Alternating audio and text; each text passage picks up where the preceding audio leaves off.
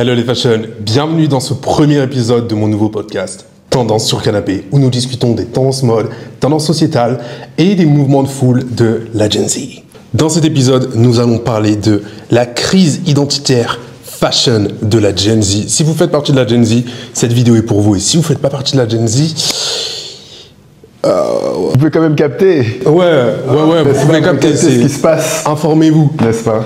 Donc, je me présente, je suis votre host, Eddie Bilou, et aujourd'hui, nous avons un invité de marque. J'ai nommé le seul et l'unique, Edem. Edem, c'est ça. Edem, dis-nous, qu'est-ce que tu fais dans la vie? Moi, je suis styliste. Je m'occupe de l'image d'artiste, je m'occupe de l'image de marque, je travaille pour des magazines. Voilà, donc c'est un peu large, ça englobe plein de choses. Ok, donc je travaille avec des stars. Oui, ça m'arrive, ouais. Donc c'est un peu toi, la personne qui crée... C'est un peu toi qui crée les stars, qui les envoie sur le tapis rouge, qui dit ok, tu mets ça. Alors personnellement, j'aime pas l'idée d'imposer une image ou d'imposer quelque chose à des gens, et ça se passe souvent mal avec des célébrités ou des talents lorsqu'on me demande juste qu'est-ce que tu vois pour moi. Pour moi, genre collaborer avec un artiste, c'est collaborer.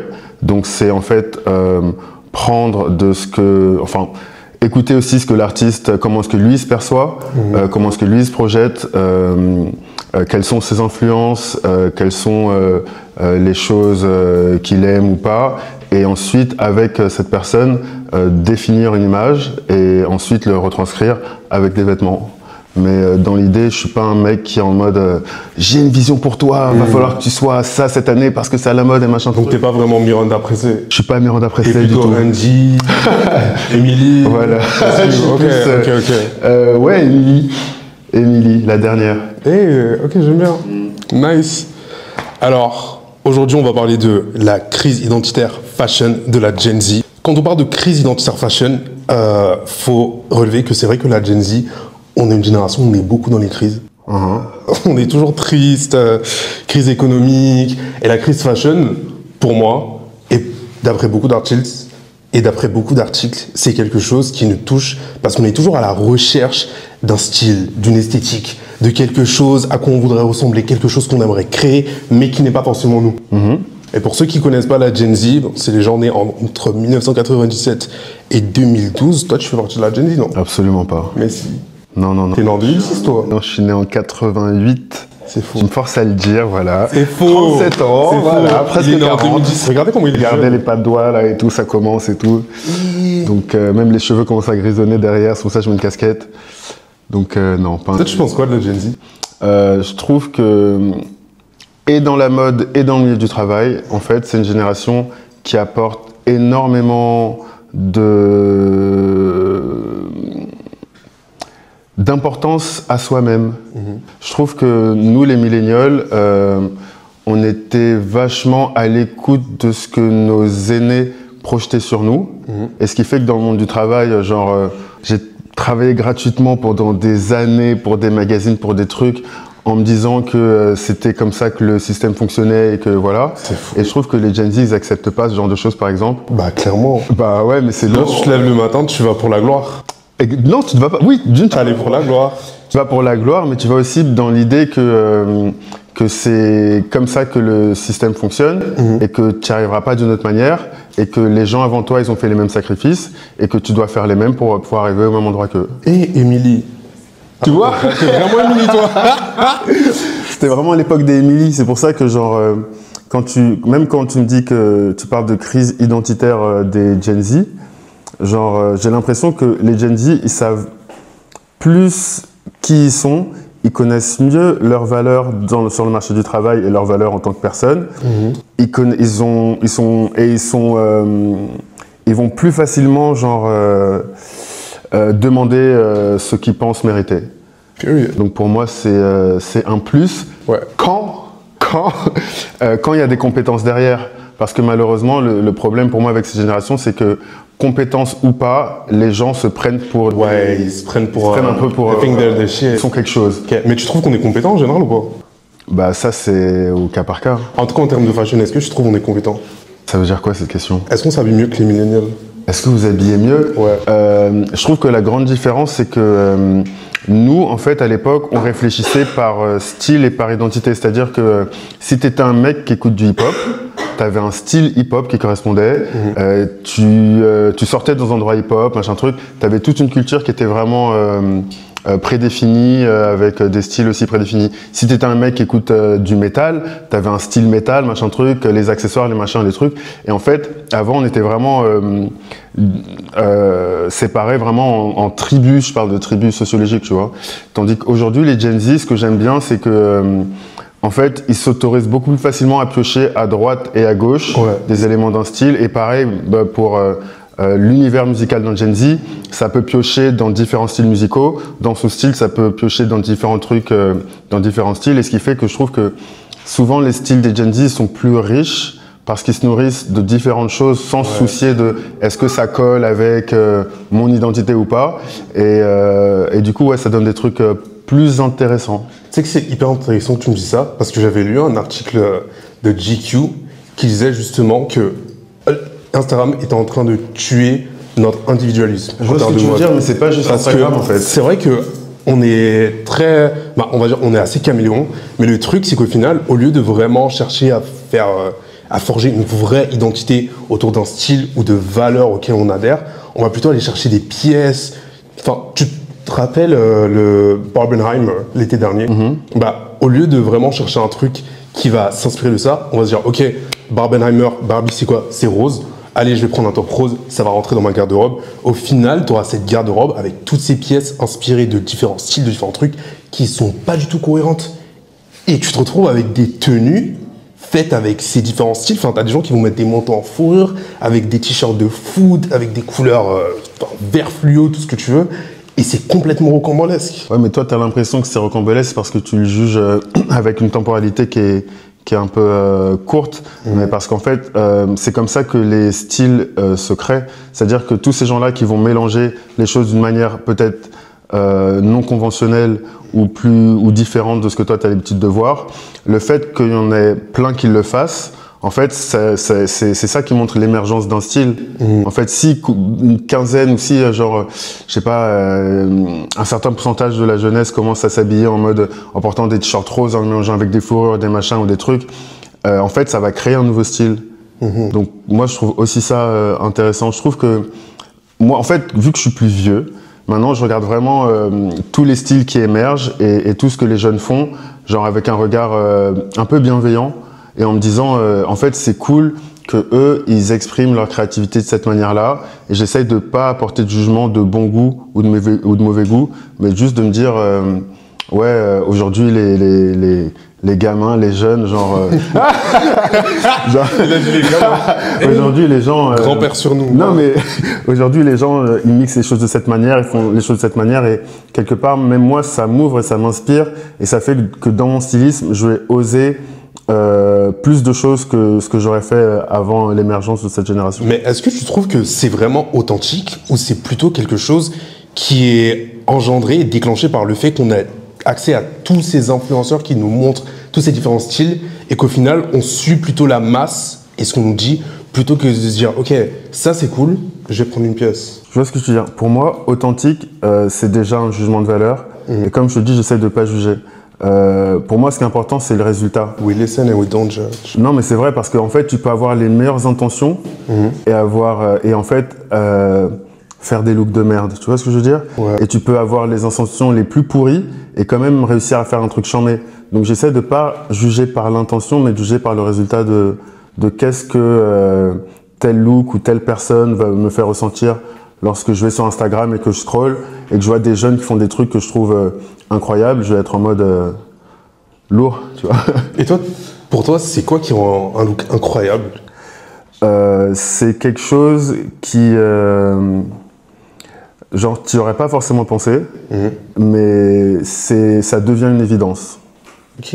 C'est genre quelqu'un qui va faire un truc que tu as l'impression que tu n'as jamais vu ailleurs, mais maintenant que tu le vois, tu es en mode ça rentre dans ta nature et tu peux l'adopter, tu as l'impression que personne peut l'adopter. Ouais. Toi. Pour moi, c'est ça un bête de style. Ok. Mais pour revenir à ce que tu disais sur Instagram tout à l'heure, tu sais, aujourd'hui, au final, c'est même pas juste Instagram, c'est que la culture, elle est devenue tellement globalisée qu'on voit tous les mêmes films. Ouais. On genre, écoute tous à peu près la même musique. Genre dans le monde, tu vois. Genre avant, en France, on écoutait ça. En Angleterre, on écoutait ça. Au Japon, on écoutait ça. Et aujourd'hui, la culture est devenue tellement globale que de toute manière, on a tous un peu les mêmes inspirations et qu'on va tous avoir un peu des idées similaires au même moment. Et du coup, je pense que les gens qui arrivent à sortir du lot, genre c'est vraiment eux qu'il faut regarder. Mais tu trouves pas que le fait que tout soit globalisé comme ça et généralisé fait qu'on ait de plus en plus de mal à avoir sa propre identité? Bien sûr, c'est plus dur, mais de la même manière, enfin, vu que c'est plus dur, ça fait que ceux qui arrivent à le faire... ça rend la chose beaucoup plus impressionnante. Ouais, beaucoup exactement, plus... sont beaucoup plus visibles et ouais. Ok, bah tu peux voir pas mal de créateurs comme Wisdom K par exemple, je pense que je connais. Lui, il arrive vraiment à tout mélanger, mais au final, à chaque fois qu'il crée un outfit, peu importe l'inspiration, c'est toujours lui. Oui, pour moi, c'est vraiment ça, pour moi, être un créateur Gen Z, c'est avoir cette mentalité-là et réussir à faire cet exercice. Et c'est vrai que, avec, enfin, surtout récemment, on suit énormément les trends. Et j'ai l'impression que, même c'est global, il y a eu tellement de micro-tendances influencées par tellement de subculture qu'au final, t'as l'impression que rien n'est vraiment voulu. On nous pousse ces trucs, on dit ok, là par exemple c'est le cottagecore qui est en vogue, il faut que vous achetiez ça. Et c'est même pas seulement des vêtements, on dit il faut que vous achetiez les sacs qui vont avec, il faut que vous mangez ce type de nourriture. Et la semaine d'après, ça devient un autre truc complètement différent. Ouais, mais il y a qui devient tellement de tendances qui viennent à peu près en même temps. Mais tu penses pas que ça mélange un peu l'esprit des Non, utilisateurs? parce que du coup, en fait, tu peux choisir dans un éventail hyper large de tendances qui arrivent toutes à peu près en même temps. Parce que tu dis, il va y avoir le college core, ensuite il va y avoir le office core, ensuite il va y avoir le machin truc core, ensuite il va y avoir le machin truc. Et en vrai, je trouve que ça donne beaucoup plus de liberté parce que du coup, tu as un éventail de tendances qui est vachement large et que chacun peut piocher dans toutes ces tendances de quoi se former un style personnel. Je pense que les jeunes, enfin, les Gen Z sont plus victimes de la mode, mais ils vont plus être en mode, il y a un éventail hyper large de trucs et je vais choisir et me créer mon identité. Parce que moi, j'ai l'impression que les gens suivent non seulement ces tendances, mais qu'en plus, tu as pas mal de marques de fast fashion, genre Zara, Boo, qui vont piocher dans ces tendances. Et vu qu'eux, ils ont des systèmes de logistique énormes, dès qu'il y a un truc qui est tendance sur TikTok, ils disent ok, on produit ça en masse, on les vend en masse. Et du coup, toi, on va dire l'acheteur lambda, qui est pas forcément trop calé en mode, t'achètes ce qui est disponible. Tu dis ok, j'ai vu ça sur TikTok, je prends, t'achètes ça, mais le mois suivant, c'est un truc qui a rien à voir, qui est en vogue. Tu trouves qu'on a cette pression quand même? J'ai pas l'impression que les tendances elles partent aujourd'hui. Ah ouais? Au final, toutes les tendances dont tu as parlé, elles sont là depuis quand même quelques années maintenant. Et au final, elles n'ont pas remplacé les autres, elles sont juste un peu additionnées. Et je trouve que ouais, du coup, aujourd'hui, tu as tellement de tendances que c'est plus comme à l'époque où genre, je sais pas, dans les années, début des années 2000, quand le flair est arrivé, tout le monde portait des jeans évasés, mais tout le monde. Ouais. Tout le monde. C'est-à-dire que tu ailles chez Balmain ou chez H&M, il y avait une coupe de jeans qui était plébiscitée. Ensuite, genre, quand les baggy ont été à la mode aussi dans les années 2000, tout le monde était en baggy.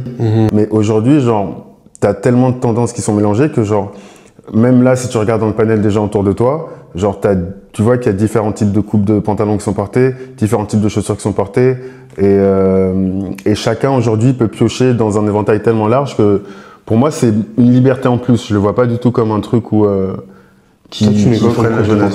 Comment? Tu mets quoi comme coupe de pantalon? Un peu de tout en ce moment. Ah ouais? Du coup, ouais, parce que du coup, par exemple, quand j'ai vu que, en fait, il y a beaucoup de gens qui ont critiqué les slims là récemment sur les réseaux sociaux. Mais du coup, j'ai l'impression qu'il y a beaucoup de gens qui se sont réappropriés le truc en disant, mais en fait, vu que vous le critiquez, moi, je vais vous montrer qu'en fait, ça peut être cool. Ouais, en mode, vous n'avez pas la vision, vous portez pas bien. Donc, du coup, j'ai l'impression que le slim est redevenu en tendance comme une micro-tendance. Et il y a des gens qui le font hyper bien. Et en même temps, il y a des gens qui sont dans l'entre-deux où en fait, ils veulent des pantalons qui sont un peu ajustés, mais qui aient quand même ce côté large et qui cassent sur la chaussure. Du coup, j'ai l'impression que le flair revient aussi à la mode. Donc aujourd'hui, genre, je pense qu'avec un peu de goût, tu peux t'approprier toute tendance et en faire quelque chose de cool et de personnel. Mais pourquoi tu crois que, à ton avis, pourquoi elles viennent aussi vite les tendances en ce moment? Parce que d'habitude, les tendances, dans les anciennes années, quand il y avait une tendance, elle restait majeure pendant genre, allez, 5-10 ans, mais là, les tendances, j'ai l'impression qu'elles viennent toutes les semaines. Parce que les choses, j'ai l'impression que on s'ennuie beaucoup plus vite qu'avant. On a besoin d'être stimulé beaucoup plus qu'avant. Et donc, on s'amuse un peu avec notre fashion. Et donc, du fait qu'on ait besoin d'être plus stimulé, genre, au bout de 3 mois de porter un truc, très vite, on est en mode, vas-y, what's next? Ouais, on se lasse. Ouais. Mais pour moi, ça, c'est aussi lié, comme tu disais, aux réseaux sociaux, au fait que notre temps de concentration, il est beaucoup plus léger. À cause du téléphone, J'ai dit le temps de concentration. Okay. J'ai dit le temps de concentration. Ouais, donc à cause du téléphone. Non, pas à cause du téléphone, à cause du monde dans lequel on vit, en fait. On peut plus être concentré pendant genre hyper longtemps et genre très vite, on a besoin d'être stimulé. On va passer à la partie suivante du podcast, la partie Q&A. Est-ce que tu es prêt? La partie quoi? Q&A. Qu'est-ce que ça veut dire? J'ai l'impression que je parle d'un Pardon, question and answers. Voilà. Qu'est-ce qui a déclenché ton intérêt pour la mode? Ce qui a déclenché mon intérêt pour la mode, en fait, mon père est journaliste et il a toujours eu un style aussi hyper précis, bien à lui. Et quand j'étais petit, il me ramenait des magazines du coup de tout type, des magazines de mode, des magazines d'architecture, de design, de politique, de géopolitique. C'est vrai que lui et moi, on a toujours eu cette affinité par rapport à la mode et cette complicité. Et on a toujours beaucoup échangé par rapport à ça. Et ça m'est venu assez naturellement depuis mon enfance. C'est trop mignon. Quoi donc? C'était quoi comme magazine? En fait, les L de l'époque, c'était quelque chose. Genre, c'était vraiment des magazines qualitatifs. Le Vogue de Karine Rothfeld, c'était incroyable.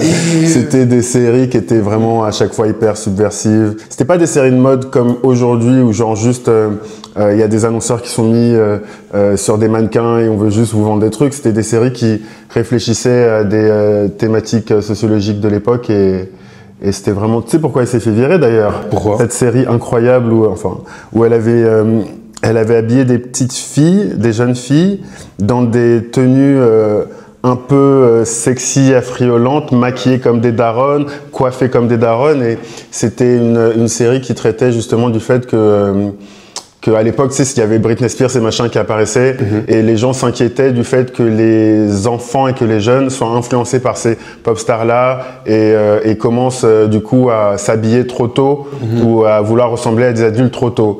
Après ça, j'ai envie de dire, c'est aux parents de contrôler ça. Enfin, Britney Spears, elle fait pas des chansons. Non, effectivement, mais je trouve ça cool qu'à l'époque, en fait, les stylistes et les gens qui étaient dans la mode, en fait, s'emparaient de phénomènes de société et essaient de le retranscrire en série de mode. C'est-à-dire que toutes les séries de Karine, à l'époque, elles ont un aspect qui est un peu politique, un aspect qui parle aussi des changements qui s'opèrent dans la vie, dans la vie de l'époque, tu vois. Et je trouve que c'est un effort que aujourd'hui, les magazines font un peu moins. Genre, j'étais en Australie il y a pas longtemps et je feuilletais un magazine comme ça, un magazine que je trouvais cool en plus. Et en fait, toutes les séries dedans, c'était des séries en extérieur avec un mannequin, soit dans la rue à Paris en train de faire semblant de trucs, ou soit dans un parc, ou soit dans un truc. Et j'étais en mode, waouh, genre, il y a plus de séries qui racontent vraiment quelque chose ou qui ont un vrai parti pris. Et ouais. Je trouve ça un peu dommage. Not the park, honey. Oh my God. Not the park. Not the série dans le parc. There was in the park. Bon, tu m'as dit que pour toi, on avait un éventail de choix. Au sein de ton éventail, qu'est-ce qui a influencé la manière dont tu t'es habillé aujourd'hui? Aujourd'hui, je voulais avoir l'air chill en fait. Chill en leather. Je voulais être en mode... Du cuir, c'est du cuir, non? C'est du cuir, oui. Mais c'est ma version du chill. Ok. C'est comme ça que je suis chill. Hey, les fashion chill, oh là là. Je peux quand même pas mettre un jogging, tu vois. Mon jogging pyjama... Tu mets pas des joggings parfois? Si, souvent, mais pas pour venir en interview. Ah ouais? Ouais. Oh, moi, je pourrais. Ah ouais? Tu pourrais pas? Ça envoie un message un peu en mode... Ouais. En mode, je m'en bats les couilles. Ouais, genre, tu vois, t'es établi, t'as rien à prouver. Est-ce que... je pense qu'on... Non, on a toujours quelque chose à prouver au final. Non? Je pense que si tu te dis que t'as rien à prouver, arrête. Toi, qu'est-ce que tu cherches à prouver? Je pense que je veux encore prouver que je peux être relevant par rapport à notre époque et genre juste que je suis un bon styliste. Hey, ça y va. En tout cas, chill en cuir, moi tu m'as convaincu. Je suis convaincu. La prochaine fois, tu te mettras en cuir? Moi, je suis plus dans ça. Hein. Ah, tu l'as été? Ouais, j'avais des pantalons en cuir. Mais tu vois, pas du vrai cuir, les espèces de simili-cuir que je trouve sur Asos et tout. Ouais, j'assume. Et je sais pas, j'avais toujours trop chaud, j'aimais pas le ressenti. Peut-être parce que c'était du faux cuir? Ouais. Mais même, j'ai l'impression, même avec le. Gag, peut-être. Ok. Non, mais même, j'ai l'impression que ça fait. Je sais pas, ça fait. Daddy un peu, genre. Daddy, le cuir? Dominator. Ouais, moi je trouve que c'est une matière qui est un petit peu sensuelle. Très sensuelle. Peut-être un peu sexuelle. Très sexuelle. Ouais, peut-être que en fait. Genre, j'ai fait une fois. je crois la seule fois où j'étais habillé en full cuir, bon, c'était du simili-cuir. C'était du simili-cuir. Qu'est-ce que tu portais? Un débardeur en cuir? Une chemise en cuir? Tout ça. Non, j'avais une veste en cuir avec un pantalon en cuir et on faisait des interviews chez moi. Et je me suis dit, mais en fait, le cuir, c'est trop bien. Bah oui. J'ai eu la vision pour cette tenue.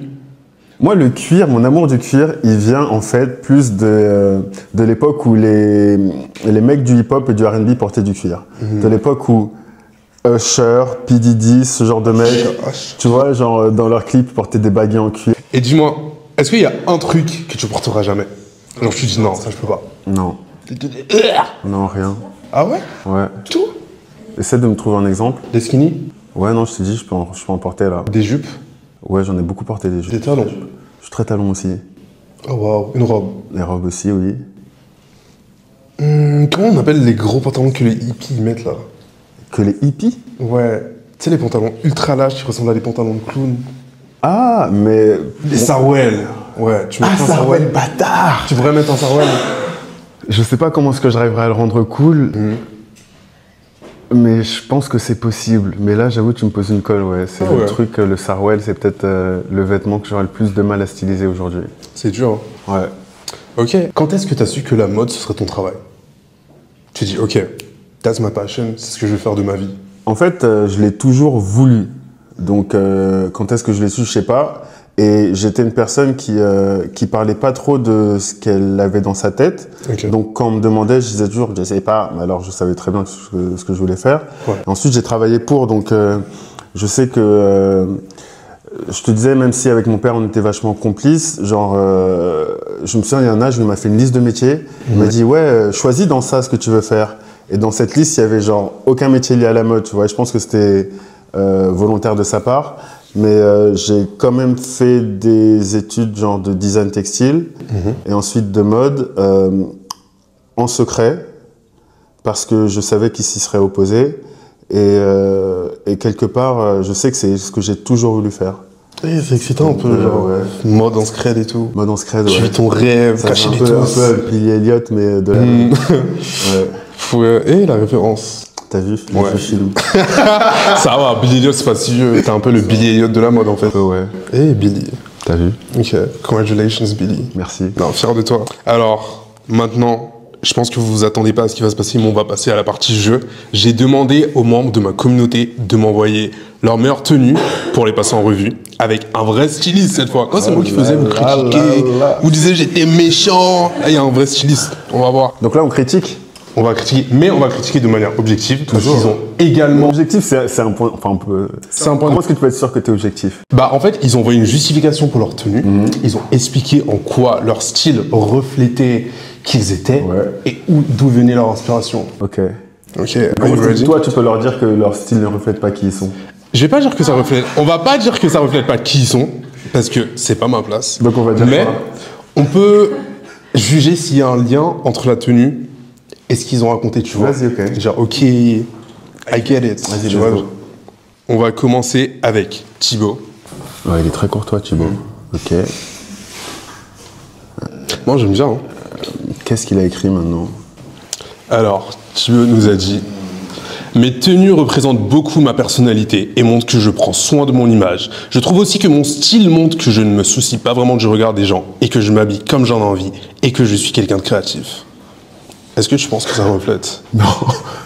Non, pas du tout. Ah ouais, pourquoi? Non, il a un style hyper classique. Je trouve, il porte des baggy comme tout le monde. Il a des chemises à carreaux, il porte des durags. Après, t'as pas vu tous les ventailles, peut-être qu'il a des skins. En tout cas, des trois trucs, je dirais pas que son style montre qu'il est créatif. Genre, j'ai l'impression que il y a 2/3 des gens qui vont regarder ça pourront se reconnaître dans ce style-là, non?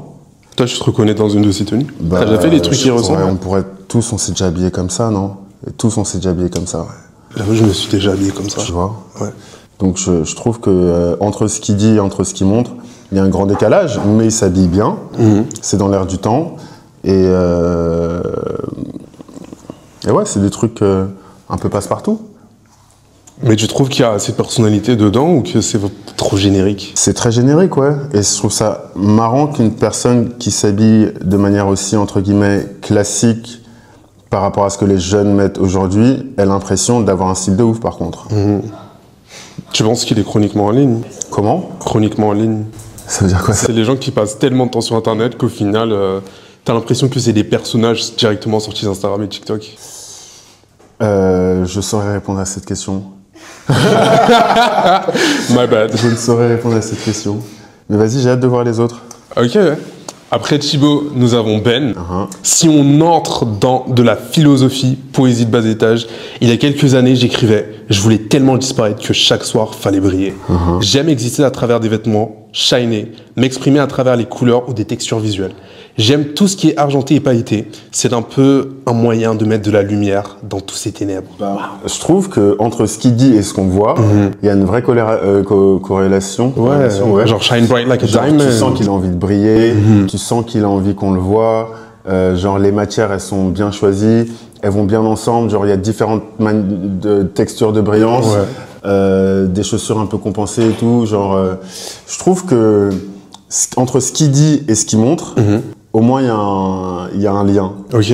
Mais après, personnellement, je trouve que même si le mec d'avant, il n'y avait pas de lien entre ce qu'il disait et ce qu'il montre, je préférais ce qu'il portait que ça qui est un style que genre... Après, c'est pas le genre de truc que tu mets je tous les jours. mettrais moins facilement, mais lui, c'est un peu son style de tous les jours. Il a envie de briller tout le temps. Donc je pense qu'il s'habille comme ça pour aller chercher sa baguette, tu vois. Et je trouve ça cool pour lui. Mais... Ça tue, hein. T'imagines, tu vois un mec comme ça à la boulangerie?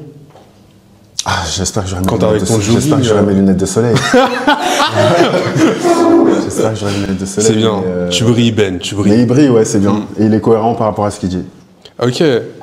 Ensuite, nous avons Suleiman. Qu'est-ce que t'en penses? Ah bah, il y a un style, là, déjà. Là, tu sens qu'il y a un truc plus recherché. Ben, plus, ouais. Tu mettrais des cravates comme ça, toi? En fait, j'aime bien l'idée d'utilitaire. J'aime bien l'idée que si je mets un truc, c'est parce qu'il a une vraie fonction. Et j'aime pas mettre des accessoires de manière gratuite. C'est-à-dire, je vais pas mettre une cravate alors que j'ai pas de col. Ouais. Tu vois ce que je veux dire? Ou un chapeau, ou une chaussure en chapeau et tout. Genre, je suis un peu plus pragmatique dans mon style, mais ça lui va bien et c'est lourd et il y a une identité. Il y a un petit texte qui va avec? Bien sûr, il y a toujours un petit texte. Alors, Suleiman nous a dit « Ces tenues représentent avant tout mon évolution dans la mode. Quand je compare à avant, je suis fier d'en être arrivé déjà ici, mais je compte pas m'arrêter d'évoluer. » C'est-à-dire que là, c'est que le début, épisode 1. Ça représente ce que j'aime avant tout et une grande partie de ma personnalité. Généralement, mes tenues sont colorées étant donné que j'aime ça et que je suis quelqu'un de plutôt joyeux dans la vie. Et sinon, je suis aussi content d'avoir tenté des choses comme mettre des jupes, etc. Bah ça se sent de ouf. C'est vrai. C'est vrai que ça sent qu'il a aventuré. Il y a quelque chose de bienveillant, de positif, de frais. Genre, j'aime beaucoup comment est-ce qu'il a mis le kéfier autour de sa taille. J'aime beaucoup genre la manière dont il a noué le foulard sur sa tête. Il a fait une sorte de grandes tresses, machin truc. J'aime bien aussi l'idée de superposer des chapeaux qui est très demi quand tu mettais un durag, une visière, une casquette, nan. Genre il a un style. Il y a un vrai truc. Félicitations Suleiman. T'as eu l'approbation du styliste, je peux être fier de toi. Eh, on a dit c'est que le premier épisode, hein. Ouais, Suleiman, ouais. il a dit attention. Ah, mais faut voir la Ça suite, va là. venir. Dans un an, dans 2 ans, on va voir, ça se trouve, il sera loin. Et t'inquiète. Ensuite, nous avons Maë. Ouais. Maë, je trouve qu'elle a un style très versatile. Ah, Tu vois? je trouve ça très Gen Z dans l'idée. Gen Z coded. Ouais. Ok. Voilà ce qu'elle a écrit. Je ne crée pas mes tenues. Alors, elle a écrit beaucoup. Excuse-moi, Maë, j'ai fait un summarize. Qui l'a fait, toi ou ChatGPT? Je vais pas mentir, c'est ChatGPT. J'assume, pardon. Je ne crée pas mes tenues avec une idée précise. Je compose avec ce que je trouve et ce que j'ai déjà. Mon style est éclectique. Pardon. Mon style est éclectique. J'aime mélanger les influences sans suivre les tendances. J'ajoute souvent une touche fantaisiste à des pièces élégantes, avec des couleurs et textures récurrentes, influencées sans doute par mon enfance. Mon style a aussi une dimension mixte, facilement adaptable, en version plus masculine. Les gens pensent souvent que je travaille dans la mode ou l'art, alors que je suis ingénieur en informatique. Oh, waouh. Et le plot twist. Qui l'aurait cru? Nos ingénieurs ont du talent. En fait, mes études sont... style. Les ingénieurs ont du style. Bah, c'est un talent d'avoir du style, non? En fait, mes tenues sont une façon d'exprimer mon côté artistique que j'ai mis de côté. Tu penses que ça se traduit ici? Tout à fait. Je trouve qu'elle a vraiment un style plus que Gen Z, je dirais alt. Peut-on... alt, tout ça. Elle est un peu alt, je trouve. Et pour le coup, les 3 silhouettes n'ont rien à voir, ne représentent pas les mêmes codes. J'aime beaucoup la manière de mélanger les couleurs. Je trouve que c'est j'aurais pas pensé à... Enfin, déjà jouer sur des couleurs complémentaires, c'est intéressant. Donc le fait que son chemisier soit jaune et que sa veste soit violette, genre c'est un truc qui, genre visuellement, peut un peu faire mal aux yeux. Ouais. Puis il n'y a pas beaucoup de gens qui oseraient faire ça. Ouais, mais elle le mélange hyper bien. J'aime beaucoup, en fait aussi, je trouve que être noir et alt, c'est un truc qui donne aussi encore plus de liberté. J'aime beaucoup sa manière de prendre le contrôle sur ses cheveux et d'exprimer quelque chose avec. Et ouais, sa manière d'accessoriser aussi est hyper cool. La cravate hyper masculine est très bien choisie. Elle maîtrise le nœud double, qui est quand même... Déjà, nouer une cravate, c'est quelque chose qui moi, je sais pas nous faire, encore des cravates aujourd'hui, mais avec un nœud double, franchement, bravo. Et ouais, c'est lourd son style. C'est celui qui m'a le plus touché pour l'instant. Moi, j'aime beaucoup. Et pour finir, on a Dorian. Alors, Dorian, il nous a soumis une petite vidéo. Moi, j'ai beaucoup aimé celui de Dorian, regarde. Moi, j'aime beaucoup. Je trouve ça audacieux.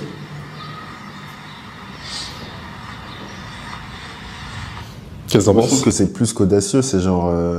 c'est inspirant. Et en fait, pour moi, c'est un look qui est éditorial. C'est un look qui pourrait se retrouver dans un magazine. En fait, il a réfléchi à quelque chose. En fait, ce que j'aime bien, c'est que... je sais pas si tu vois ces pantalons Coperni où il y avait un jean dans le jean. Et en fait, ce qui était inspiré du mème, il y avait un mème il y a quelques années où en fait, si ton jean avait un jean, porterait un jean, est-ce que ce serait genre... deux jambes dans une jambe ou nanana, tu vois. Et j'ai l'impression que lui, il a fait la même chose parce qu'au final, il a recréé un col au niveau de sa ceinture avec 2 chemises et il a mis une cravate ici. Donc c'est comme si en fait, sa tête, elle était dans un corps et que son corps, il était dans un autre corps. Donc je trouve qu'en fait, limite, moi, ça me donne une idée de série où j'aimerais bien reproduire ça sur différentes silhouettes. Repenser le truc, genre est-ce que cette partie-là c'est genre la suite de ton corps ou est-ce que c'est ton cou et genre faire en sorte que chaque endroit où tu peux avoir enfilé quelque chose devienne aussi la même chose. Et je trouve que lui il a limite c'est un style d'une personne qui a une vraie réflexion sur la mode. En plus il s'appelle Dorian. Alors Dorian nous a dit. Donc moi ça me rappelle Dorian Gray et c'est un livre qui est vachement important et intéressant parce que ça parle d'un mec qui refuse de... Enfin, qui, en fait, au lieu que ce soit lui qui vieillisse, c'est un tableau qui vieillit à sa place et lui, il reste ce jeune mec un peu frais, au regard innocent et tout ça. Et je trouve que c'est un livre qui parle en même temps beaucoup de mode et c'est intéressant qu'il s'appelle comme ça du coup. Ok, je vais le lire. Hein. Tu sais que je suis censé lire un livre par mois cette année. Ah ouais? Ouais. T'as commencé par quoi en janvier? Vu qu'on est déjà en février. Dorian a dit... Non, ça fait déjà un livre là. J'ai commencé On est en février. J'ai commencé, j'ai pas fini. Et donc, c'est quoi le livre que tu as commencé? Un truc sur les investissements. Ça s'appelle comment? How to find investors for startups. J'ai lu les 3 premiers. Mais pourquoi vous riez? Genre, j'ai mes intérêts. J'ai mes intérêts. Ok. Je promets, c'est un vrai livre. Donc ça veut dire qu'au prochain rendez-vous, la prochaine personne qui sera là, tu pourras lui parler de ce livre-là, donc. Oui. Techniquement. Oui. J'ai hâte alors de regarder cette vidéo. Ok, Dorian nous a dit, cette tenue de base, je l'ai créée car je m'étais mis une contrainte sur TikTok de faire un outfit par jour pendant une semaine avec au moins une touche de jaune. Ça me poussait à toujours explorer la possibilité de plein de fonctionnalités par un même vêtement. Donc, cette tenue me représente dans le fait de m'imposer aucune limite et toujours essayer de nouvelles choses, que ce soit au niveau des couleurs que je porte jamais ou au niveau des coupes de vêtements. Donc cet outfit représente aussi une sorte de polyvalence que je pense avoir et que j'essaie d'entretenir. Cette tenue représente aussi dans un autre côté la bourgeoisie avec le blazer et la cravate or, en haut et le côté employé avec un style bureaucratique. Donc une sorte de lutte des classes dans une seule tenue. En plus, j'aime bien la continuité avec la cravate utilisée en haut et en bas, mais dans 2 styles différents. Oh waouh! C'est ce que je dis, mais oui, c'est ce que tu as dit. Je trouve que ce que j'aime bien, un bon look, ça peut inspirer de différentes manières, de différentes personnes de différentes manières. Et je trouve que ces intentions, elles sont un peu lisibles par tous, mais que chacun après peut y apporter son regard. Et j'ai l'impression que tu montres ce look-là à 10 personnes différentes, vu que c'est un look intéressant. Ouais. Les 10 personnes auront 10 choses hyper cool à te dire dessus, donc... Moi, j'aurais pas forcément vu la lutte des classes, entre guillemets, mais j'ai bien compris qu'il y avait un contraste fort entre le haut de la tenue et le bas de la tenue. Tu vois, genre en haut, tu vois la cravate, tu vois l'or, tu vois les Moi, j'ai rien vu de social dedans. J'ai vraiment juste vu pour moi... Parce que regarde le haut, on abîme de trucs, genre je vois pas vraiment de lutte. Pour moi, il n'y a pas de lutte parce que tout est relativement élégant dedans. Genre, je vois pas de contraste entre une partie plus chic en haut et une partie plus ouvrière, par exemple, en bas, tu vois. Ouais. Je vois pas vraiment le truc lutte des classes, mais ouais. Ok. Bon, dans toutes ces tenues, lequel t'as préféré? Les 2 derniers. Ouais. Celle de Dorian et de Maï? Ouais. Ouais, moi aussi j'ai préféré celle-là. J'ai bien aimé Maï aussi, parce que je trouve que c'est poignant le fait que quelqu'un qui soit dans une industrie qui n'a rien à voir avec la mode, quelque chose de très pragmatique, puisse quand même exprimer ce côté caché qu'elle a en elle, comme on dit, d'une manière resplendissante. Tu la vois comme ça dans la rue, c'est vrai que tu pourrais jamais deviner qu'elle est ingénieure. Moi, je m'aurais dit que t'es ingénieur, je t'aurais dit mais... Et c'est pour ça que, genre, pour le coup, le premier look qu'on a vu, en fait, il est encore plus... Enfin, tu vois...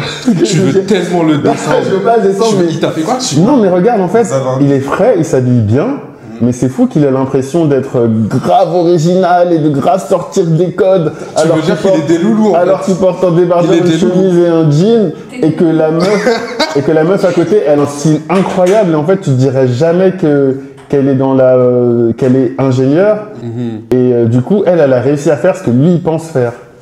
Et est-ce que tu penses que Thibaut, c'est un reflet de la Gen Z, qui pense qu'elle est tellement innovative et différente, alors qu'on est du coup, je me demande si les gens qui s'habillent comme ça, totalement normalement dans la rue, ont l'impression d'avoir des styles de ouf. Du coup, c'est plus la question que ça me pose. Je trouve que ça fait très Pinterest aussi. Ouais, mais il s'habille bien en vrai, tu vois ce que je veux dire? Ah oui, c'est pas qu'il s'habille mal. Il s'habille bien, mais en fait, le problème, c'est que il a l'impression de faire un truc de ouf, alors que c'est un style de base. T'es des loulous, mec. Ce qui est pas grave. You're delusional. Mais t'es bien habillé. Bah oui, t'habilles bien. Petite partie rétrospective sur notre discussion. Qu'est-ce que t'en as retenu? J'en ai retenu que si je veux avoir l'air décontracté, faut pas que je vienne avec des pantalons en cuir quelque part. Ouais, je suis désolé, tu me dis décontracté, t'as l'air en cuir. Moi, je suis à l'aise. En plus, c'est dur à enlever les pantalons en cuir quand tu transpires dedans, non? Tu veux vérifier? Non, c'est pas dur à enlever, t'inquiète. Non. Ok. Ouais. Moi, qu'est-ce que j'ai retenu d'autre? Que les Gen Z sont critiques envers eux-mêmes, en fait, parce que j'ai l'impression que tu avais vachement envie de critiquer ta génération. Moi, je suis très critique parce que j'ai l'impression que c'est des choses que moi-même je fais des fois. Genre, des fois, je me dis, déjà, dans la manière dont on va chercher les inspirations, je regarde sur Pinterest, sur Instagram, et au final, je crée des trucs, je me dis, waouh, c'est un truc de dingue. Et tu regardes sur les réseaux, tu vois, il y a 10 personnes qui ont mis la même chose. Au final, tu dis, ok, c'est beau, Mais j'ai pas un truc de dingue. Mais c'est vrai qu'on est très critique parce qu'au final, j'ai l'impression qu'on va quand même rechercher quelque chose. Et comme tu l'as dit, c'est quand même beau qu'avec toutes ces tendances qui reviennent, on ait le choix, on ait beaucoup plus de sources pour les inspirations, on est beaucoup plus de creative outlet, on est beaucoup plus de sources pour acheter nos tenues. On peut aller en fripe, tu peux aller chez Zara, chez H&M, chez Jacquemus. Et au final, t'as pas besoin de te conformer à quelque chose. Tu peux vraiment avoir un éventail dans ta garde-robe. Grave, tu peux. Faire mal, éventail. Ouais, n'est-ce pas? Faut qu'on mette un trait de marque dessus. Je vais dire tous les jours, éventail. Vas-y. Bah, en tout cas, merci beaucoup, Eden. C'était un plaisir. C'était super. J'ai beaucoup aimé ton input, ton énergie. De vieux. J'ai pas dit vieux. T'es né en 2010. Pour moi, t'es en 2010. Moi, je t'ai dit, t'es en 2010. Oh, 88. Bah ouais, 88, qu'est-ce que tu veux? That's not true. Blacks don't crack. Hey. Gino, Eden, pour ceux qui veulent suivre ton travail, où est-ce qu'on peut te retrouver? Bah alors, pour suivre mon travail, c'est principalement sur Instagram. Vraiment le média des millennials. Et comme il y a un peu de Gen Z autour de moi qui m'apprennent les choses, vous pouvez aussi me retrouver sur TikTok avec un contenu un peu moins formel. Tu fais beaucoup de vidéos sur TikTok? Je commence à m'y mettre. J'allais Ouais, voir. je commence à m'y mettre. Ouais. J'aime bien en vrai. Je trouve ça marrant. Le choc des générations un peu. Mais en fait, je trouve ça marrant les vieux qui font des trucs sur TikTok. Et au début, j'étais un peu mal à l'aise avec le fait de pas être un Gen Z et d'être dessus. Mais en fait, j'ai vu des vieux qui faisaient des trucs tellement drôles que je me dis qu'en fait, j'ai pas besoin d'essayer d'être autre chose que ce que je suis. Et je peux le faire à ma manière, avec mes codes. Et ça peut quand même toucher des gens. Les codes des millénials. Exactement. Je vais faire des boomerangs sur TikTok. Tu sais qu'on peut pas faire des boomerangs sur TikTok. Hein. Bah, je les ferai en mode en faux, tu vois. Je les ferai moi-même, tu vois. Genre, j'avance et je recule. Comme Lady Gaga, c'est bien. Pour la ref. Ouais, c'est bien. Non, mais t'as des rêves de jeunes, c'est bien. Pour respecter les élèves. En tout cas, merci beaucoup à vous pour ce premier épisode. C'était génial. J'espère que ça vous a plu. Ouais, on espère. Hein. Merci beaucoup à tous les participants qui nous ont soumis leur outfit, surtout Chibo. Moi, je retiens un Chibo. T'es très bien habillé. T'es très courtois. Je vais refaire ma blague jusqu'à la fin. Je vais faire la même blague jusqu'à la fin de la vidéo. Voilà. Jusqu'à temps que tu rigoles. J'ai ri. Ouais, à la fin, t'as rigolé, c'est bien. Pas le sourire, oui, je vois. Même vous, derrière vos écrans, vous êtes en train de rire. Dans le commentaire, non, moi, je ris pas. Allez, sur ce, merci beaucoup et à la prochaine. Et restez stylés surtout.